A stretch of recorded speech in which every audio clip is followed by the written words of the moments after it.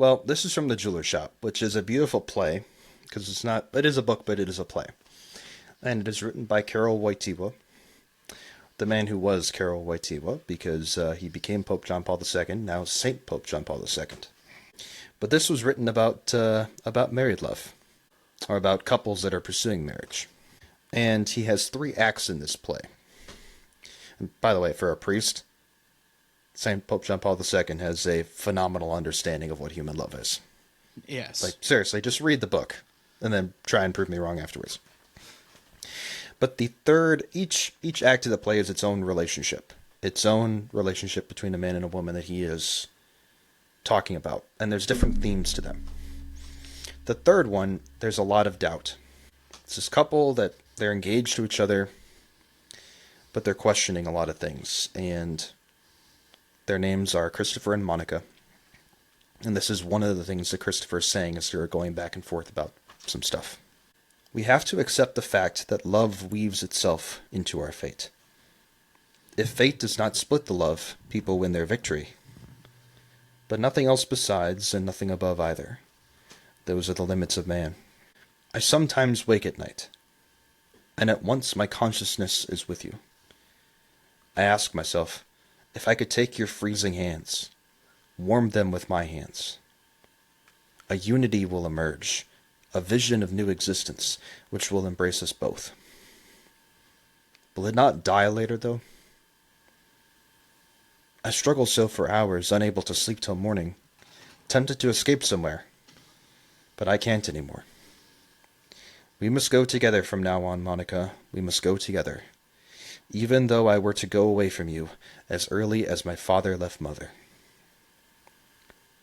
All that we must leave behind and make our fate from scratch. Love is a constant challenge, thrown to us by God. Thrown, I think, so that we should challenge fate. First off, that's just beautiful. Yeah. Yes. But you have this beautiful vision of what love is, right? Like, he could imagine so many things that would form that new vision, that new existence, but the image he chooses to share is simply warming her freezing hands with his own. That's the role of a husband. That is the role of a servant leader, is to just lay down his life for his bride, perhaps literally, but much more likely and much more often, thank God, in ways like that. In simple ways like, yeah, take her freezing hands and warm them in your own. Which means yours on the outside and yours might freeze, but hers are on the inside and hers will no longer freeze. I am loath to use myself as an example in almost any case, but in this instance, it's too apropos for me to ignore. This morning, actually, and I think yesterday morning, when I woke up, one of my first thoughts was shut off the alarm and wake up at a later one so that I may hold my wife for but a few minutes more. There you go. Like, I just want to hold her. Just to hold her in my arms. And there's a song, an Irish song about a woman named Grace who was engaged to a rebel who had been captured and was sentenced to death for treason by the English, by the way. So they were married in the prison chapel the night before his execution. And the song was written by an Irish musician in, I think, the 60s or the 70s. And the chorus is, Grace, just hold me in your arms and let this moment linger. For they'll take me out at dawn, and I will, with all my love, I'll place this wedding ring upon your finger. And there won't be time to share our love, for we must say goodbye. Not even time to become one, and to consummate your marriage, but they love so much that she would rather be his widow than have never been married to him at all. She would rather be a bride and a widow on the same day, than to have never even held her husband in her arms. What's the name of that song? Grace. The High Kings have an absolutely fantastic rendition of it, sung by Brian Dunphy, who is my favorite vocalist of theirs. Although they're all very, very good. And talk about an answer to the problem of evil. Yeah, Amor omnia vincit. I believe I've already discussed this. I will turn your attention again to Faramir and Eowyn. That's not the same. It's not the same entirely, but it's perhaps even more extreme. No, you're right. There is some of that there. There's some of that there too, because they were watching the black clouds of Mordor. They didn't know? As they were falling in love. And they didn't know. But in the case of this song, it is even more extreme. This couple does know what is about to happen. He is about to die. And it's not that they don't care, they do. That's why they're getting married. And they're doing it in spite of that. Yeah, no words will do justice to that, I think. Yeah, I'm not going to comment on that were written in the song. Yeah, I'm not going to comment on that. I would I will just let that be pondered. Or maybe that's the inner romantic in me.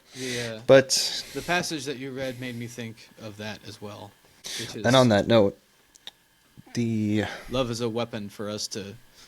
Love is the club with which we beat fate into the ground. Yes. And on that note, I mean, that's a powerful force for love to overcome.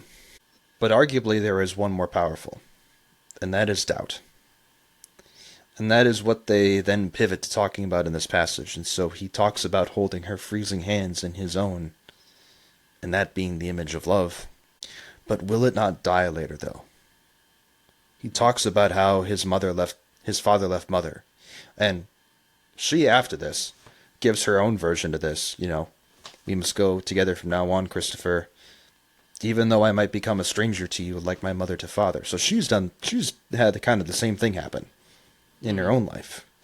So both of them have seen an image of marriage. And that image of marriage would dominate their lives in a fashion. How much it does or doesn't depends on the person, but this is one of the many reasons why divorce is such an evil, right? Yeah. Because it scars your children. Then not only does it deprive them of a mother and father in proper union with each other, but it scars their image of what marriage is to begin with. In potentially a very deep way. And I work in the tax office. Divorce just complicates everything. That too. You're making some poor tax guy's job harder. That's the old Scoutmaster's joke. Don't make me do more paperwork. Exactly. But it's a real thing for them to overcome, right? And so, they don't want their love to turn into that. But is there another option? Of course there's another option. But is there another option? It's that doubt that you're fighting with. That is an insidious beast if there ever was one. Mm. You know? How do you overcome that? How do you learn to trust again? Whether it's with this or with anything else, there's so many situations where anybody listening to this can understand that and empathize with that. Just like when your trust is really broken in something, when you went through a bad breakup, when if you struggle with, OCD about something, if there can be all sorts of things. Just how do you begin to trust again? I mentioned unforgivable sins before. Doubt is one of them because it is a sin against the Holy Spirit. After a fashion, yeah. It is the sin contrary to hope. Doubt and despair, which is the conclusion of doubt. It's the giving in to doubt. I would say doubt is a temptation to despair. Yeah, I haven't heard doubt mentioned as one, but final despair would be, I think. Yeah, and I think that doubt is not so much a sin in and of itself, which doubt I can say, I guess doubt would be more contrary to faith. As a sin, it would be more contrary to faith. But what we think of doubt, and maybe the doubt that they're experiencing, is more of a temptation to despair than anything. It can be both. It can be a temptation to despair and say it can't be another way. But I can see this good thing that I know is true. I know that we can challenge fate. But can we? Or rather, do I believe that I can? Because it's more comfortable. This is another part of the danger of it. It's more comfortable to doubt. It's more comfortable to not trust. It's more comfortable to not take the leap that requires. And in fairness, it's not a small leap. This is a really big deal. This is really, really hard. But Christopher is doing that. He has a doubt. But But he says, we must go together from now on, Monica. We must go together. You know, I struggle, tempted to escape somewhere, but I can't do so anymore. Like, it's not an option. I'm wrestling with it, but it's not an option. And even if that means that I turn into that thing I'm trying to avoid, that I'm so scared of, it's still better that I tried. Wherever that line is from, better to have loved and lost than to not have loved at all. You know? Better to have tried and failed than to have not bothered to try. Or not bothered to try is harsh in a number of cases like this one, but just not tried. Not taking that leap. But all that, I'm not aiming at it, I'm not saying it's okay. We're going to leave that behind, like he says, and we're going to make our fate from scratch. We're going to conquer this. We're going to take this challenge thrown to us by God, and we are going to challenge fate, which is another way of saying there's mercy in this and that it is not all on us. You know? Yeah, I have no basis on which to stand myself and say that would never happen. But with God, this is just another hold my beer moment, you know, for him. It's just like, yeah, let him cook, as the kids might say. Let him just do something amazing where it's not seen before. He doesn't even have to ask somebody to hold his beer. He just... Yep. St. Peter's like, you want me to hold your beer? No, it's my beer.